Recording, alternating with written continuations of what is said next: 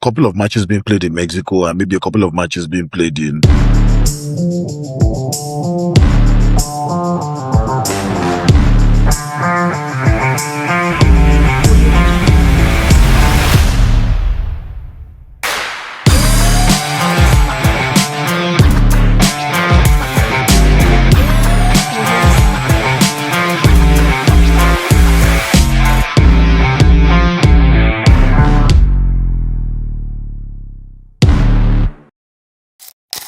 Hello, good afternoon. This is Taiwan Ojobi, your host on Ladona's Maple Sports. I'm always happy to bring unfiltered opinions, sharp analysis, and some big love for Canadian hoops and ice. We're always excited to talk about the NBA, slightly the CBL, and cover some small space for, smart hockey talk. This is run by Taiwo, your commentator, analyst, and unapologetic fan of the game. How you guys doing? Good to see you once again. Los Angeles Clippers try to find a way to just manage and get back, to a 500 team, but we're going to talk a bit more about it.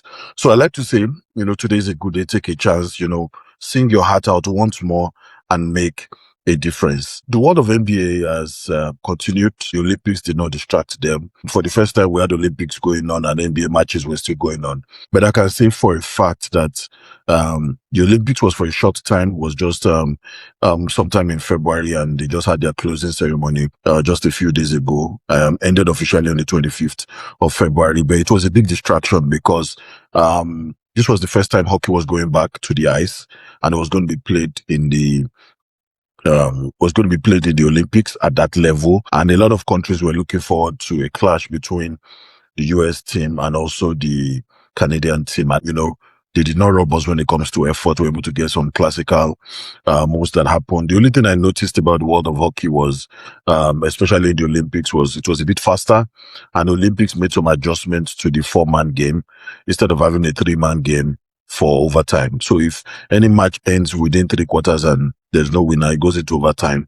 Normally the Olympics used to have 4 players, but this time around they now have 3 players on the puck. So that was a big adjustment, and a lot of players were not really used to, especially those in Europe, were not used to having 3 men playing on the puck, at overtime. But that being said, I'll just focus a bit more on NBA today. The week has been, epic. We've seen the Rockets really go up. They've tried their best and they've really come back to winning ways. Even though the major challenge with the Rockets team is they still don't have what I call a dynamic ball handler. And that's because their major ball handler was injured in the off season. He's still not seen a major tear in his ACL. And this is going to be on, all through between now and the end of the season. And right now they have, roughly, I think they have less than 30 games to the end of the season. And the way it's going, everybody's trying to, a little above 30. It's the hockey that has about 24 games. So for the NBA, they're still trying to see how a lot of teams can, try to just put themselves in better position between now and the end of the season and put themselves in, how would I put it, better shape so that they stay healthy or try. Because right now the dynamics are changing in the world of basketball. A lot of players are beginning to find ways to maybe take some rest between now and the end of the season, especially when they find themselves in good positions already. Try to find a way to rest so that the postseason comes, you need every minute to count. And this is going to be a very difficult postseason as it's going, because there are a couple of other distractions. Getting a lot of people to focus, getting viewership is going to be tough because during this season, we're going to be having World Cup, and the World Cup will definitely end before the finals of the NBA season. So it's a good one that the finals of the NBA season are not being played during World Cup. So we'll just be having normal regular season matches during the World Cup. And it's going to be tough because viewership is going to be shared. The NBA would be slightly ignored, because World Cup happens once in 4 years. NBA happens every year. And the second part that makes it very, very easy for people to ignore the NBA during the World Cup is because the World Cup is going to be hosted mostly in the US. We're going to be having couple of matches being played in Mexico and maybe a couple of matches being played in Canada. But a good number of the matches are going to be played in the US. And we're going to be having NBA games. People will prefer to go to World Cup games because there are a lot of countries that are represented. Yeah. It's just the US, and they can, afford to keep NBA on hold while they attend some World Cup matches. I'm kind of seeing and doing some analysis of how those NBA games would really look like. There's going to be very low viewership. A lot of people probably want to catch in on the World Cup. A lot of people are going to be visiting the US, and it's going to be a different vibe entirely. I want to see how it's going to work out. But nevertheless, the good thing is World Cup will be over, long gone, before we now start having finals for the NBA. And, they're able to project their two teams and not really have any major hiccups. But for this year, there's going to be some clashes and adjustments that have been made by the NBA. Some of the matches that will be played on Sunday have been moved to be played much earlier in the week because of the World Cup and other things that are around it. I know at that time when they'll be playing the NBA finals, a couple of other teams would have probably been out of the group stages and we have fewer teams left. But they will have to make those adjustments. I'm just thinking within my head how NBA games will keep playing, because it was very clear that during the Olympics, a lot of people focused on Olympics and neglected the NBA a little bit, and it affected viewership. But this is just something that I feel the NBA should look at and try and make the right adjustments. So for this week under review, we are going into they call it a post-Olympic week, and hockey games have started already. They started yesterday, and I'm going to be catching up with some of the games that I was able to do some analysis on. But for the NBA, there were some games, I call them about top 6 or top 7 games that showed us a little bit of what the postseason will kind of look like. A lot of teams are struggling with injuries. Like a team like Denver, who has Jokic that has just come back from injury. Jokic is still not himself. Yesterday, I was watching a match where he missed about 17 shots. Earlier in the season, he was a bit more accurate. He had better percentages. But just yesterday alone, he missed 17 shots, but he still ended with 30 points and about 12 rebounds, which was good enough. It means that because he's the leader of the team, he gets the opportunity to take more tries. As he continues to miss, he still gets the opportunity to try again. And that's because he's always having the ball in his hand. And that's good. And they trust him with some of those decisions, which is okay. But what I'm seeing generally is a Rockets team that is really improving as well. Rockets is coming up. Kevin Durant had a 30-point game, and now he has already hit the 32,000 club already. And the way he's going, if he continues at this trajectory between now and the end of the season, he will most likely go ahead of Michael Jordan on points. The way he's going is scoring at a very high level. I think I did the calculations a couple of days back, where he will probably need to do about between 35 to 40 points per game for the next 10 games for him to even get anywhere close to overtaking Michael Jordan. I think for the next 10 to 15 games, he has to do at least a 35 to 40 point average, scoring average, for him to go above Michael Jordan before the season ends. If not, he'll probably need more matches to be able to achieve that and, hit some of these milestones and enter that top 5, because that top 5 is about the greats that are there. And I believe that he has what it takes to be able to get into that mix as well. So diving right into some of the analysis that I've done during the week, I like what I saw from the Detroit team. I like what I also saw from Oklahoma City. They went into a very, very tough match. And, the Detroit, they are really good. I like what Durant is doing. And a lot of people have forgotten that this same Detroit team, nobody talked about them. Nobody was expecting anything from them. This is a team that has just come from over a 24 losing streak. The season before, they had lost 24 games straight, and they were coming into a season where there was low expectation. Nobody expected too much from them, and they've gone ahead to surprise everybody. I really like what I saw from them. They played against the Oklahoma City Thunder this week, and I like the match. And I want to use this opportunity to really talk about it. They won this game by dominating the second and third quarter. I like the way they approached it. They made sure that the game was very good. They outscored OKC by 72-46 in that span, just within that second and third quarter period. And I liked, though OKC is going through major injuries, Shea is injured. A couple of their key players, AJ Michael, and a couple of, key guys that are in their rotation are injured. But they are still playing at a very high level. It looks like most of the guys that they have in their rotation just come in and they just keep it going. Even though you still cannot take away the talent of Shea Butter and, J-Dub. Those are, key talents and the best 2 players on the team. We also have Attenstein, who is also out as well. And, Ogrim is also out as well. So a lot of their key players are out. But generally for me, it's more like a blessing in disguise. This is the best time for them to be out, because you don't want them to be going out when the postseason is just starting. Most of them should come back, get everything back, And by the time they're entering the postseason, they're all at least 80 to 100%. So in the first quarter, OKC was plus 12. They pushed the pace. They were hitting a lot of early threes, and it was looking like OKC was going to get that momentum. Second quarter, Detroit just went to plus 18. Tried to respond the right way. I'm happy that Durant is back. He has served his punishment for fighting in their match against the Hornets, and right now it didn't even look like they missed him because they were still going on a reading, winning some good matches before he came back. In the third quarter, Detroit was up plus 8, and they continue to control the tempo and make sure that that game, stayed the way it is so that OKC cannot create that separation. In the fourth quarter, OKC tried to muzzle it out with a plus 6, and Thunder made a late push, but Detroit was already leading. The lead was already too large to overcome, and at the end of the day, Detroit went ahead winning 124-116. But I try to just look at one of the key reasons why I feel they won was because if you look at both of them, Cunningham and Durant, those two guys, their production is very, very fantastic. I like the way they play. I like the way they combine together. The strength of Durant and the precision of Cade Cunningham, rather. I like the way they combine together. They are really playing at a very high level.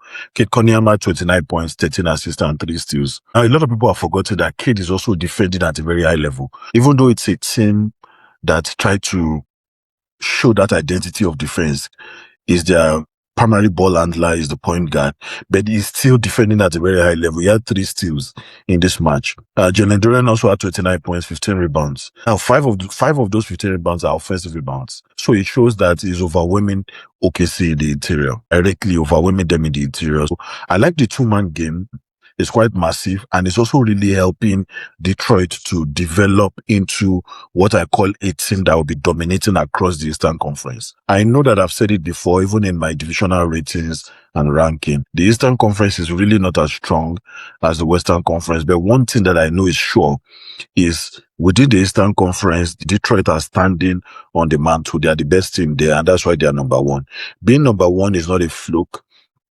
I believe strongly that Detroit will make some noise in the postseason, but the Western Conference is too strong. We don't really want to start going into those conversations on why I feel that the Western Conference will still overwhelm any team in the East. But Detroit is a team that can shake anybody, and, they have the strength. Detroit out-rebounded OKC 52-37. That's a major highlight, especially for this massive rebounding advantage that is going on in the league now. There were about 16 offensive boards, which helped them stay ahead. And, looking at creating second chance points, especially in the postseason, second chance points is very, very important. What do you do with it? You miss your first point. What happened with the second chance points? Detroit is a good team that is able to take advantage of that. All throughout this season, I've seen them do that at a very high level. The OKC Thunder was missing 6 of their top scorers, and that's one of the reasons why I feel that they were slightly weaker than Detroit when it comes to the kind of matchup you want to see between the best team in the East and the best team in the West. SGA is out, J-Dub is out, AJ Michael, Chet Holmgren, Isaiah Etherston, and one of their top rotational players is also out. So this kind of forced them to, get their bench guys rolling. And we've seen some sensations because their bench guys are now beginning to take those positions of regular playing time. And they are, beginning to develop that confidence, which may be needed in the postseason. The only thing about the postseason is for a team like OKC, they're going to play more minutes for their major guys. But those bench guys are beginning to develop confidence because they have come in now, and you're going to be seeing them at least within the next 10 games. I just heard today that Shea has been cleared to come back and play for the OKC team. So he will probably be joining them to help them create that separation and stay on top as number one, because this is where they need him to quickly come back and help the team. Detroit, I like their balance scoring and the supporting cast. I've also said it a couple of times that Duncan is playing at a very high level. He's shooting efficiently for them. Duncan Robinson, Osa Thompson is defending well. Paul Reed, Javonte Green is a veteran. And all these guys are contributing meaningful minutes, contributing at a very high level for them. Detroit also had 8 players with 8+ points, which means 8 of their players scored above 8 points, which compared to the OKC team, they were relying on Jalen Williams and Aaron Wiggins. And those are the only 2 guys in the regular rotation. Most of the time they come from the bench, they don't start. But the regular rotation that are healthy, so they have to carry the load with the younger guys that are joining them. So OKC being short-handed to me did not even affect the way the match went. Eventually, they showed that resilience. They kept fighting, and that's why we have a decent 124 to 116. Jalen Williams, who surprised me seriously, and that's the second J Williams at 30 points, 11 rebounds. He was 9 of 14, 7 of 7 from free throw, and he was the best player on the pitch. On a good day, if not everybody that is injured, Jay will probably not even have the number of shots he had, the opportunity to shoot at that high level. And he was, just putting in threes. I saw some of the threes that he was shooting lights out. And I'm happy that, he's playing at this level. Ron Wiggins is also a very good player. He played well in their last postseason. But in fact, it was one of the reasons why they won game 2, against Pacers team. He played very well. He had 20.6 assists, 4 rebounds, and he provided that what I call secondary creation because it was needed. Jay Wills would have just been, handicapped, only him, but Aaron Wiggins was able to follow suit with 20 points, and he provided what I call timely scoring in some of those scenarios as well. So it helped the team. The bench also helped. Jared McCain came in, Kenrich Williams. They gave OKC some kind of spark, but it was not enough. And at the end of the day, Detroit was able to get away with the win. Detroit needed to win a bit more because if you look at the Eastern Conference, they needed to create that separation as well. Showing that, okay, they are a bona fide number 1, and make sure that they keep it at 5 games at par so that you can rest some of your guys. If you are 5 games ahead, you can afford to lose like 2 or 3 games, but you don't want to do that, for too long. So if you are 5 games ahead and you are number 1, you can go on a rest with your main guys, get them some rest, and maybe falter or miss 1 or 2 games or lose 1 or 2 games, but you are still in check. But when you're number 1 and the number 2 is just 2 games behind you, you'd need all your guys playing at a very high level. So looking at most of the key percentages, points in the paint, Thunder was much lower. They didn't have a lot of paint points. Pistons were higher, and that's because they also have Duran as well. 3-point percentage, Thunder was 18 of 49, that's 37%. But Pistons were 9 of 27. So Thunder even had more 3 points going for them. But where they had the issues were their free throws. They didn't have as much free throw attempts. Free throws were a bit balanced. I think it's more of the rebounds. Free throws for Thunder was 20 of 21. That's 95%.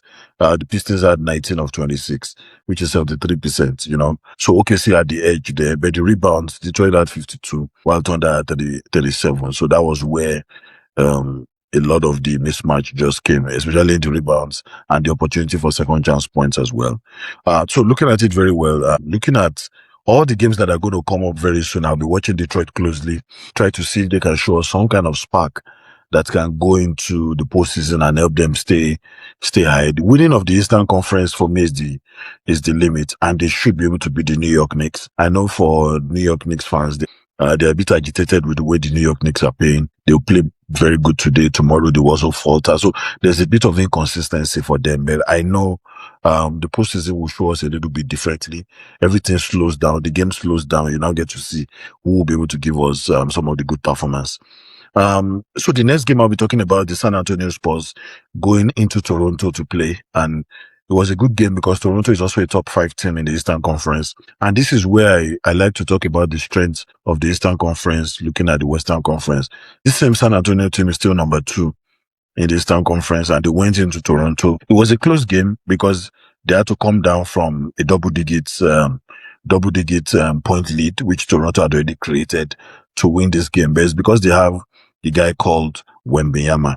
And this was defined basically by late game composure. San Antonio was defending at a very high level. They tightened everything up in the fourth quarter, and they only allowed the Toronto team to score 17 points in the fourth quarter. So Victor Wembanyama, he was very tight on defense, even though I still consider it an inefficient night for him. But the Raptors controlled much of the middle portion of the game. And, last minute, the Spurs execution on the final frame just flipped the result. Toronto led by as much as 15 points in this game. At some point, I was wondering, and that was going to be the 10th game. I think the San Antonio was at 1-9 straight before going into this game. So that was their 10th game. They now went into their 11th game after this, where they defeated the Hornets as well. Yeah, defeated either the Hornets or the Brooklyn Nets. I'm not sure how to check, but I like what I'm seeing from them. They went in and, the Spurs closed the game on a surge, outscoring the Raptors 32-17 in the fourth quarter. Now, the fourth quarter was where everything happened, and it looks like the Toronto team got a bit more distracted and overwhelmed. Their San Antonio Spurs locked in defensively, holding Toronto to 17 points, while hitting multiple threes, And at the end of the day, the Toronto team could not overwhelm them. It was a very, very tough one for them. But I'd like to just talk about why San Antonio won. And a lot of people were not looking at this area.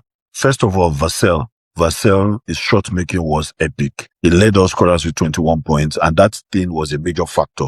The major thing that tilted it was hitting big perimeter shots. A lot of people, didn't expect him to make some of those big perimeter shots, and that kind of stabilized the team, give them that breathing room that they'll be able to come back. When Biyama struggled a bit, but he still helped defensively. De'Aaron Fox is another game changer. He was able to manage the game very well. They call him game manager. And that's why he has the ball on his hands. He added 20 points with 2 buckets in the final minute to also help them. I like his pace and control. He learned that fast ball control movement when he was still with Sacramento Kings. He learned it and he has brought it to the San Antonio Spurs. He has improved the team and is helping the team play faster. The control and that ability to create separation very, very fast was what helped them. The fourth quarter was also important. San Antonio improved their defense in the fourth quarter, and that's the reason why they won. If you look at any other reason, they are not far from these 4.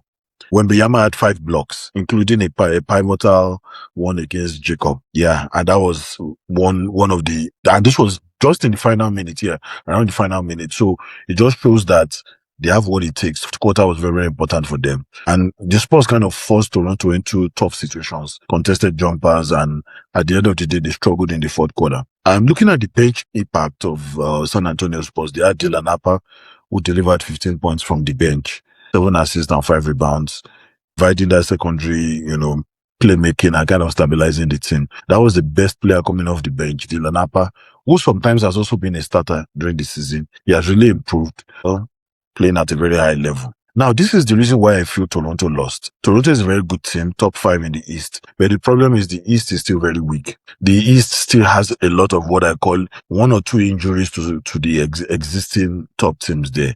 Can destabilize them and they become like a mid team in the Western Conference. Toronto scored only 17 points in the final frame, and that's not good enough. That's their lowest scoring quarter of the entire game. Their shot quality went down, and that's because they were overwhelmed. Psychologically, they were overwhelmed. So their shot quality went down. They struggled to generate good looks for me towards the fourth quarter. They struggled a lot. Despite all these things I've talked about, there were some late opportunities also for the Toronto team. Brandon Ingram had a potential guy to game time 3. Yeah, he had a 3 towards the end, but the 3 didn't go in the final second. It was missed. When Wembanyama missed a free throw, they also kept the door open for Toronto to capitalize on it, but they failed to. Their turnover was also a bit, the Raptors had some turnovers that they shouldn't have done, very late in the game. They had fewer paint touches and more isolation attempts. So if you look at it well, the key statistics, Spurs were 47% on field goal percentage, 44% from 3, 13 steals. That's a lot. 13 steals. So automatically you get possessions that you didn't plan for through 13 steals. 32 fourth quarter points. That was the magic for them. So they were able to cover up the 15-point deficit. And the Raptors could not, they could not get it done. If you look at it, Raptors were also closely with 42% on field goal percentage, 35% from 3, which is not good, compared to 44% of San Antonio. 17 assists, low for their style, basically, and 17 fourth quarter points. That was the problem. So Toronto won the rebounding battle 50-40, and San Antonio was more efficient and defensive. For me, that's exactly how they won the game. And they extended their winning streak they have won their last 9. This was 10. They've also won their 11 because I watched their game, yesterday. So right now they're on an 11-game winning streak, but, they have everything it takes. When Wembanyama is playing at a very high level, Ox, Vassell, and Wembanyama are the 3 guys that run in it. Dylan Harper sometimes comes in, but they're also playing at a very high level. Ingram had 20 points. He had 11 rebounds, but he showed the leadership because he also has that experience, but it was not enough, even though late in the game, he did some creations that didn't help them. Quickly and Barnes were also 2 guys that I feel that they were complementary pieces that helped, but it was not enough to help the Toronto Raptors to improve the fourth quarter execution. And, if you want to be an elite team in the league these days, you need to be able to execute in the final third, especially when it's like 10 to 15 minutes to the end of the game, are they giving you the ball to make the magic happen? So that's where the leadership really comes in. And that's where, Toronto could not, answer the call. Looking at some of the games that we also played, these were just some of the few games I felt, they were eye-catching, showing us a different vibe for the number of games that are left between now and the end of the season. So for Golden State, they defeated a Memphis team that is still struggling, 133-112. One thing I've seen about Golden State team is right now, Steph Curry is also injured. They are not in the top 10, and they are trying to just fight to be in the play-in. It's quite unfortunate. They've made some trades, and now Kuminga has gone. And right now they have a bona fide big, with who has just come in to help them.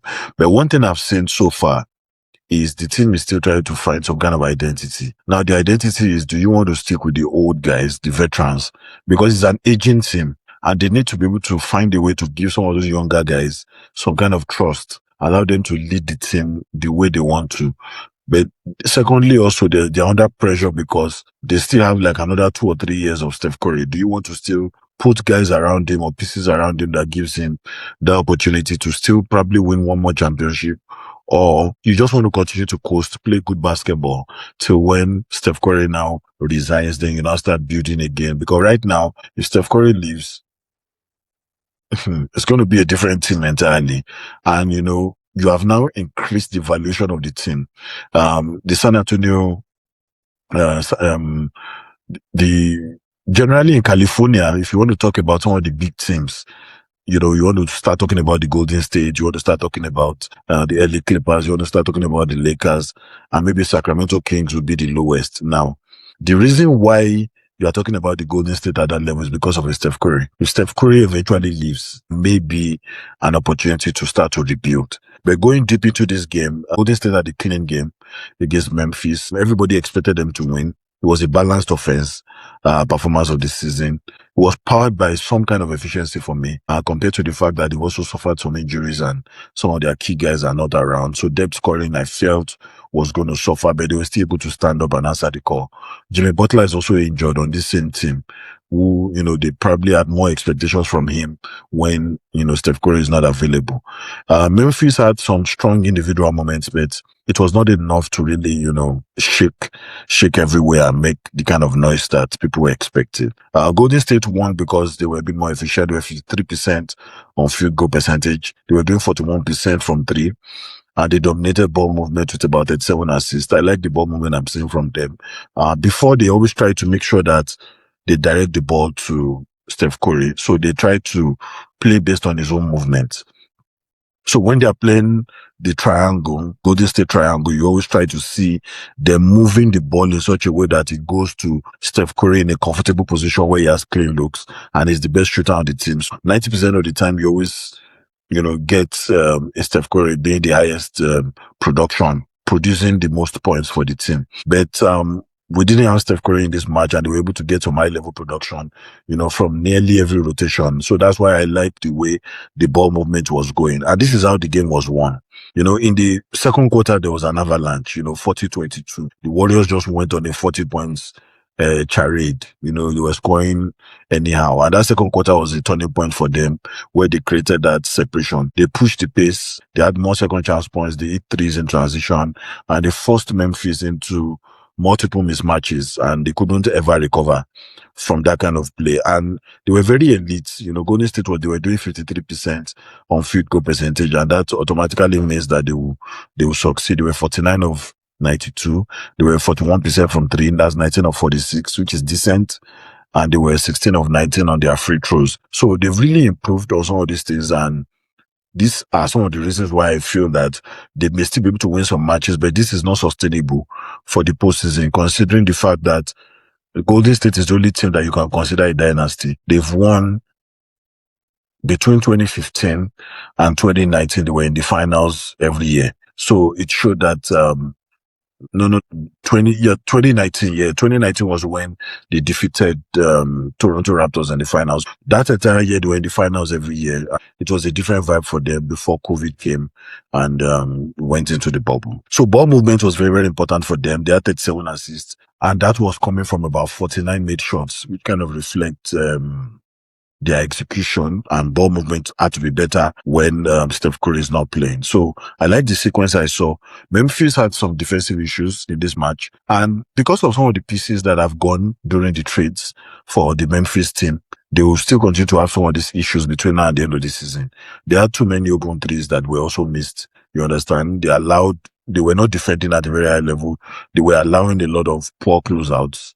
You know, the limited rim protection. There's no rim protection because if Jared Jackson has already been traded. So the team is going through a rebuild for the city of Memphis. And I feel that they'll probably just need this entire season to get a gap year, then maybe get into next season with the right trades. Also, remember that they're also trying to sell Ja Morant, and they're still not making up their mind on how they're going to go about it. Ja Morant presently is still injured. Chris Santos with 17 points was good enough for the Golden State team. It was 6 of 7 and plus 21 on hyper efficiency. Brandon Podziemski, 19 points, 8 rebounds and 6 assists. That was plus 22, which is really what helped them a lot. Brandon Podziemski is becoming what I call a good replacement for Steph Curry, because in previous trades, anytime anything that wants to probably buy a player or wants to do a trade, I remember when they were talking about Giannis coming to the Golden State, the Milwaukee team was asking that they wanted Brandon Podziemski, but the Golden State team said they were not going to send him. So there's something special about him, and it's his style of shooting.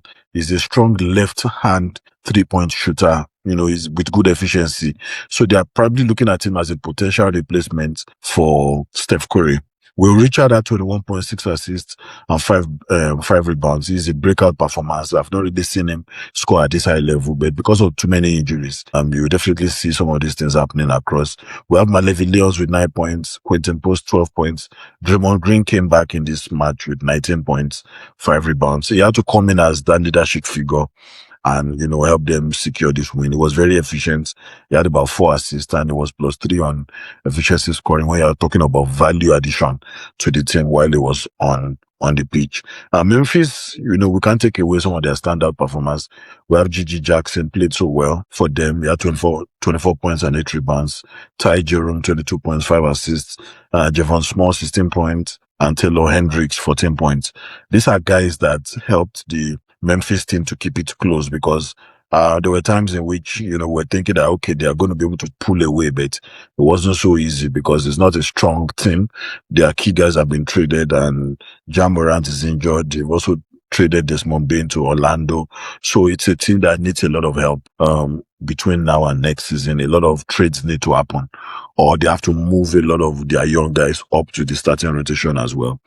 They're already doing a lot of that now, right? So, wish them the best as they, you know, go on in their tanking, you know, this season. Okay, so the next game is the Houston Rockets, you know, defeating the Sacramento Kings 128-97. This game was so one-sided. You know, for a team like Houston Rockets, where the entire world is still talking about the fact that they are deficient when it comes to a starting point guard, was able to go ahead and beat this Sacramento Kings team by 29 points, over 29 points rather, because it was 128-97. I think it just means that the Sacramento Kings have made up their mind this season. They really they are not showing any power. With the kind of talent that they have, they shouldn't be losing. Even if you're going to lose, I want you to lose honorably. But from what I'm saying, it looks like they are following the bandwagon of the tanking mechanism. They've made up their mind that nothing good is coming out this season. You know, if you look at Houston, they were very, very outstanding. They had elite shot making in this match. It means nobody was challenging them. I think it was only Westbrook that was running around. You know, nobody was showing any effort. Westbrook was the only guy running around. Houston was doing about 55% on field goal percentage, 44% from 3. Very, very good. He was controlling the interior. Nobody was challenging him. Reed Shepard, you know, at the perimeter, it was just something else. Because there was a time when I was counting his threes, he had done like 7 straight threes, which he had made at that time. Kevin Durant too was having a good time of his life, steady scoring. The Sacramento's offense was not, they had poor spacing, inefficient shooting. There were a lot of defensive breakdowns. Even when Houston was not intentional about mismatches were created normally. And that was a big problem that they were having with the team. So the game flow for me was not just going well with Sacramento. And I think that they are just ready to tank this season. And Shepard was just hitting multiple threes. Some of them were uncontested. And, Şengün at the paint, nobody challenged Şengün. So I think there's no motivation. There's no motivation for the Sacramento Kings to fight this season. And that's why they are probably just, they've taken that defeat. They don't know how they're going to go about it. They probably just have to regroup. They have some talents. They have very, very good talents.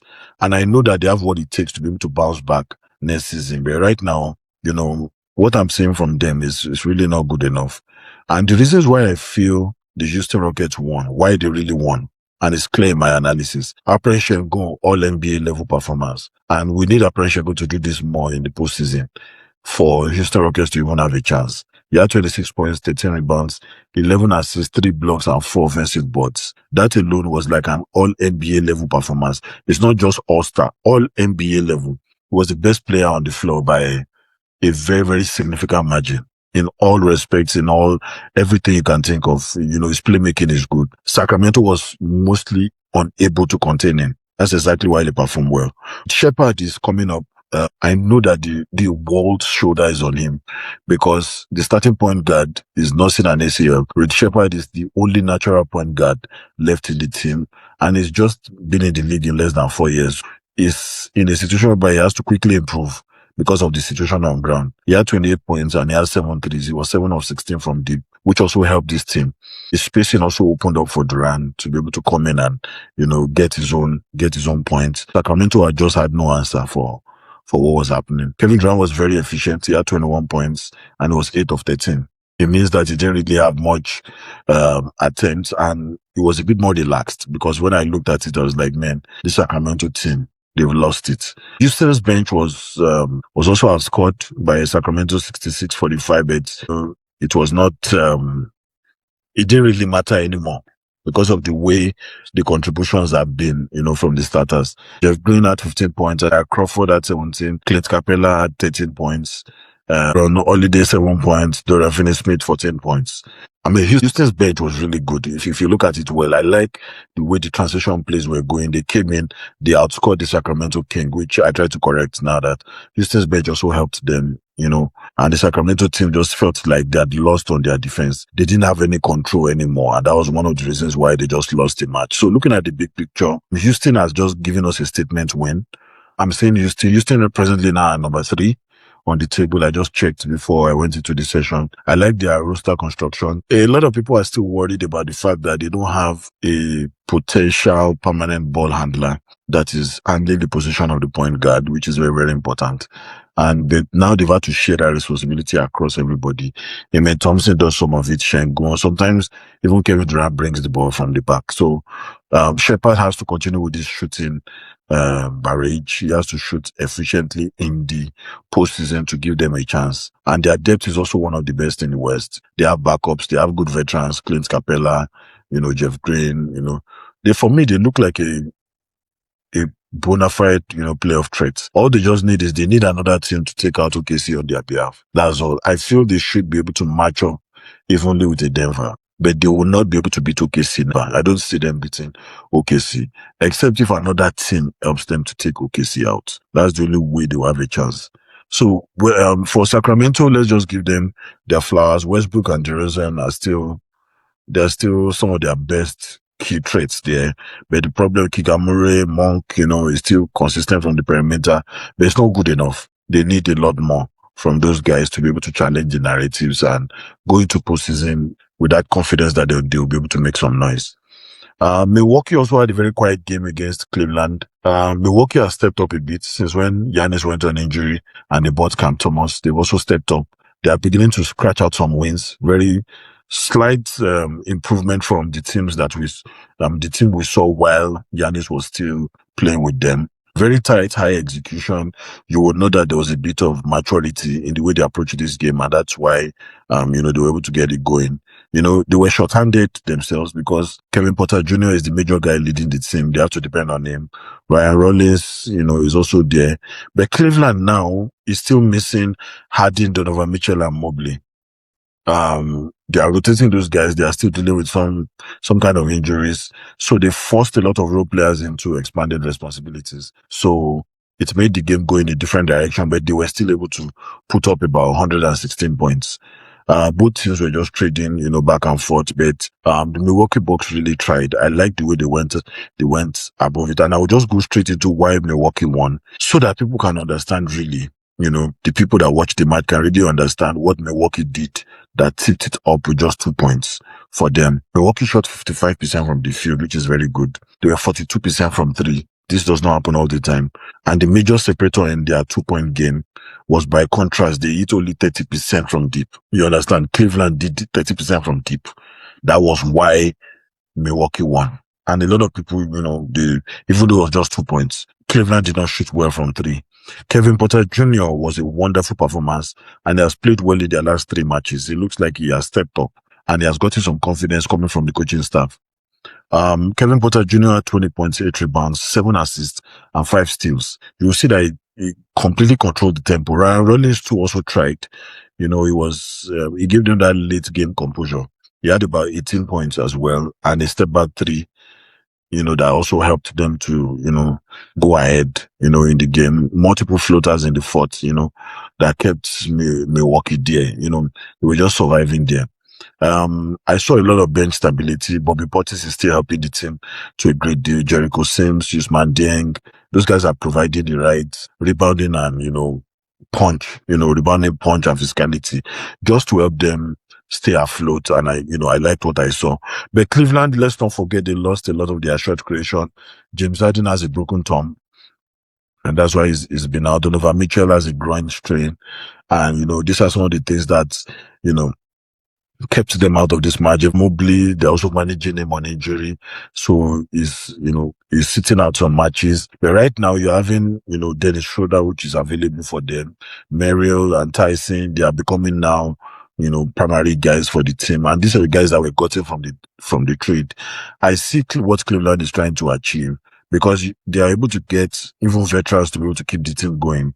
You still have a Schroeder, you still have Merrill, you still have Tyson, keeping everything going while your main guys are injured and still trying to get back. So 3-point shooting is a major struggle for Cleveland this season. This season, there are 3 points. At some point, I said it on this show that the load of their 3 points was on Donovan Mitchell. Now, if Donovan Mitchell is not going well on the 3-point shooting, the team struggles. And that's what I'm seeing well. They were 30%, they were 12 or 40, which is not good. Merrill and Tyson had looks, but couldn't just match Milwaukee's efficiency. For me, I would say that 3-point shooting is still a big problem for the team. Once they're able to improve that the right way, they should be able to get it going. Jarrett Allen had a bit of a drama. He had a ball put back that appeared to kind of tie the game at the buzzer. But eventually, when they looked at it, they confirmed that the ball was still in his hands when it hit 0.0. So it was erased, but he finished with 27 points, 11 rebounds. And that's because he had more opportunities to take shots. The major shot providers are all injured. So if you look at the key statistics, Milwaukee was ahead of them, looking at the largest lead. Bucks had it 12 times. They led by 12 times. Field goal percentage, Milwaukee had 55%, while the Cavs still had 48%. 3-point percentage, the Bucks were 42, and field goal percentage, the Bucks were 55, and that was the difference. But for rebounds, the Cavs were a bit better, and that's because they are beat, and Jarrett Allen was playing at a very high level. But looking at it, the Milwaukee shooting efficiency was also good, and that's what helped them to sustain this win going forward. Boston had a loss. We understand that it was a back-to-back going to a city like Denver to play. City of Denver is a bit different because that is one of the cities in the United States that uses the Mountain Standard Time. So they have a different temperature, different weather that a lot of players have complained in the past that they find it very, very difficult to adjust, especially coming back from a back-to-back. So that's why Boston really struggled, even though Jaylen Brown had just missed the Phoenix game, to be able to stay healthy, to be able to play this game, but still, they still couldn't win. The reason why they didn't win this game was because Denver was very aggressive in the fourth quarter in their defense. They were able to match Boston's defense in the fourth quarter as well. And the physicality and size overwhelmed Boston, in the fourth quarter. And If you look at it, their rebounds, you understand they did 54-48. Offensive rebounds were 14-9. So if you look at it well, Denver was very, very outstanding in the fourth quarter, because I personally, I watched the match and I was like, Denver was something else. The fourth quarter, it was a different Denver team that we saw. It was like they just had to just turn it up a little bit. You know, Derek White too also struggled, you know, as one of their best shooters as well. They also struggled. But I like to look at what were the real reasons why they won. First of all, look at the bench. Boston's bench, they had Pritchard who came with just 3 points. It was 1 of 7. That was very, very bad. Banton at 0 points. Gaza at 0 points. Harper Jr. 3 points. Walsh 4 points. Gonzalez 5 points. This is where the game truly broke for me. Your bench was only able to give you 17 of 27. This is where the problem came. The bench did not help Boston at all. They were completely clueless. They had only 17 points coming from the bench. That was a problem. Now look at where things started going right for Denver. If you are looking at their shot quality versus their shot making gap, they were 35% of field goal percentage, 28% were from three, with 84 total points. Now 42% of field goal percentage, 35% from three, and 103 points. Boston was generating very good looks, but once Denver kind of tightened the screw in defense, Celtics did not really have a secondary stabilizer. You know, once Jaylen Brown was not able to get it going, they just struggled, and that was where the problem was. So if you look at it very well, you can tell clearly that Denver improved their defense at the right time that we needed them to do that. They improved it the right way, and that's what helped them to win. Denver's dominance really came here, and this is where my analysis breaks everything down. Kitch missed 17 shots, but still ended up with 30 points, 12 rebounds, and 6 assists. That is what I call all NBA performance for someone that missed 17 shots. Now, his percentages were much better earlier in the season, but now you are still missing 17 shots and you still finish with 30 points. So it shows that he controlled the game without stressing his performance. It means he had more shots, more opportunities to, you know, to go ahead and take more shots after missing 1 or 2. So he was 11 of 28, which for me was inefficient for his own level of player, former MVP. But he dictated the pace and the spacing generally, and he was able to help the team without any stress. Jamal Murray couldn't play because he was ill, so Jokic had to carry the entire load. So we had Cameron Johnson stepping up.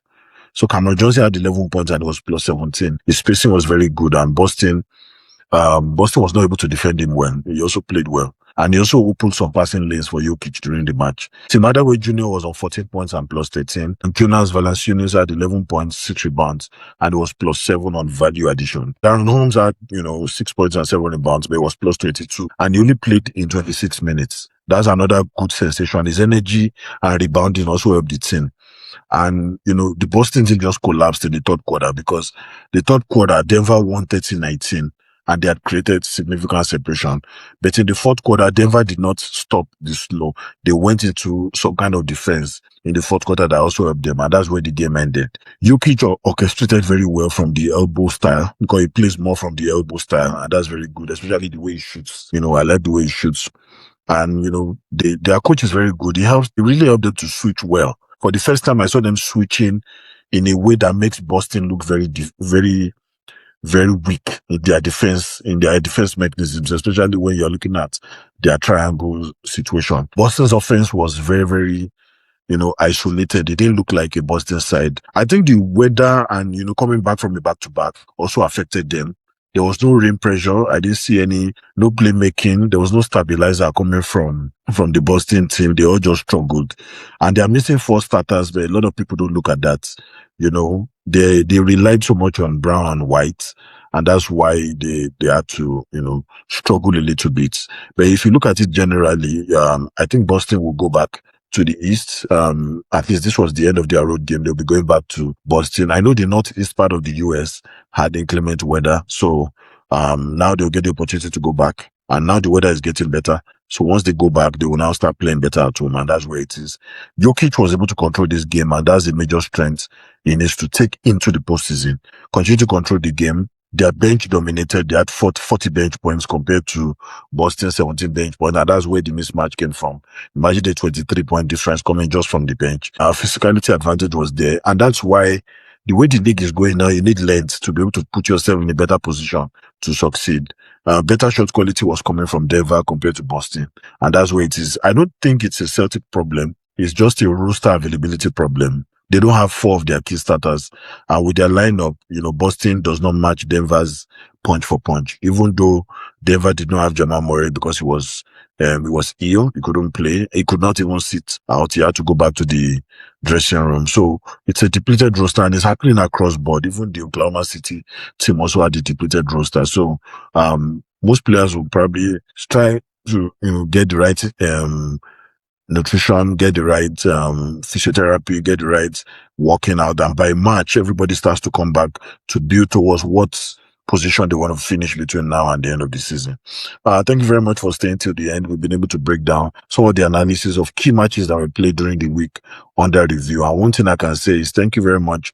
This is Taiwo, your commentator, analyst, and unapologetic fan of the game.